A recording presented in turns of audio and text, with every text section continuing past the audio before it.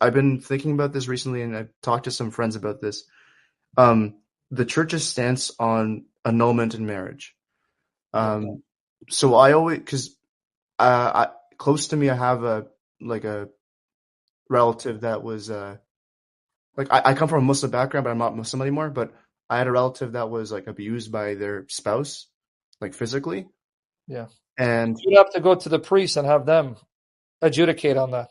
okay, but like, do you know what the Well, stance? I don't know. You said your relative, were they Catholics? No, they're not. But I'm saying in the general case, like, what does the church see? Because I know that the annulment's like a very Well, before you ask me a question, is your relative becoming a Catholic? no. So I'm confused. How does that concern you? Well, it's more so just like I just wanted like to know because I'm just like I don't know it. You know, it's those things where you still want to know the answer to the question because Curiosity killed the cat, yeah. and satisfaction brought it back. One thing I have been told, one thing I do know, this I know. As far as other cases, go to a priest or someone who's an expert in canon law.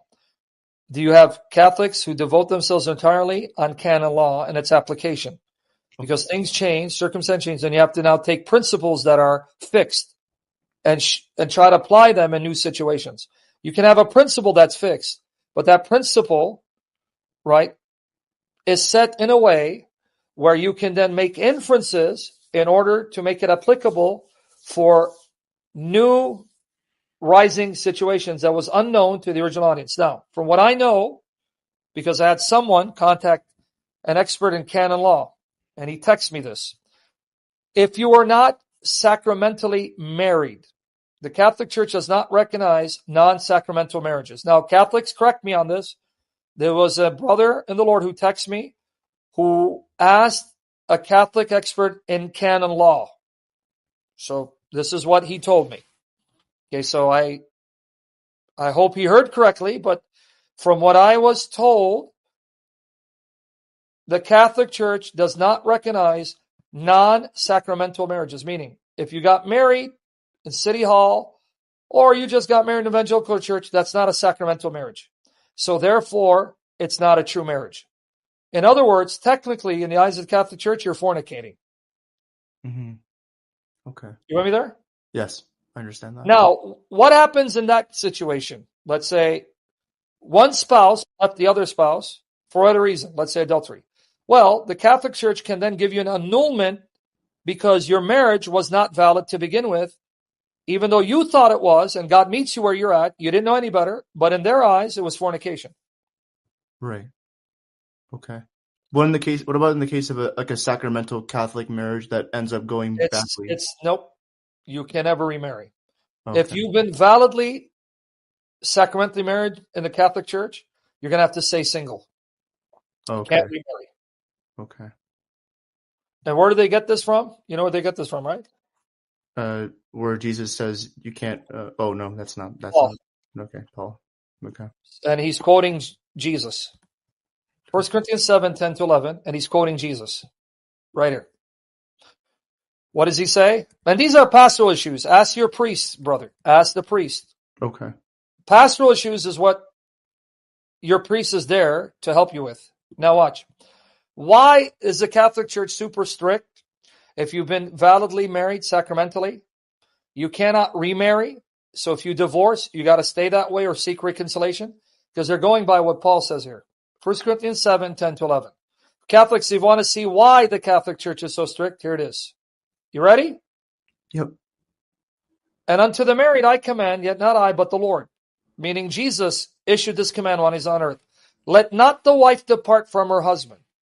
But, and if she depart, let her remain unmarried or be reconciled to her husband, and let not the husband put away his wife. Now, obviously, there's the spirit of the law. What does the spirit of the law mean? The spirit gives life, the letter kills. 2 Corinthians 3, verse 6. If you're in a marriage where your life is threatened, you're getting beaten and abused, the spirit of the law wants to preserve life. In that context, that woman needs to leave the husband for her safety, and he needs to go to jail or have a restraining order so she doesn't have to stay in that abusive relationship, but she can't remarry. Okay. So like separation, but not divorce. Exactly. Right here. So it doesn't mean, Paul is saying, if a woman is a punching bag, she's getting beat left and right, and to the point that she may even be killed, she stays there. No, no, no. The spirit of the law. God came to give you life, not death. He came to give you life more abundantly. It's the thief who comes to steal and kill and murder. Okay. John 10:10. Okay. So in that situation, she would leave, get him arrested, thrown in jail, or put a restraining order, but she cannot remarry. Okay. But then would God still see that marriage as like a marriage, or would he, like, because the So person it is still a marriage, but it's a marriage in which, because he is abusive, then for her safety, she remains apart from him, but single. You want me there? Yes, I understand it. I just, like, my heart just, I don't know. Who cares It's about your heart, dude? So here we go with my emotions again. That's Oh. true. Here, let me call heaven and say, can we rewrite the Bible according to people's emotions? What is it about your emotions, man? Of my heart. Your heart is wicked. You're filthy, dude. You're garbage. So who cares about your heart? That's And I'm true. quoting scripture here. You want what God says about your heart? You're filthy. You're garbage. You're scum. Here, you think I'm lying? No, Jeremiah 17:9. The heart is deceitful above all things, and desperately wicked. Who can know it? So take your heart and shove it.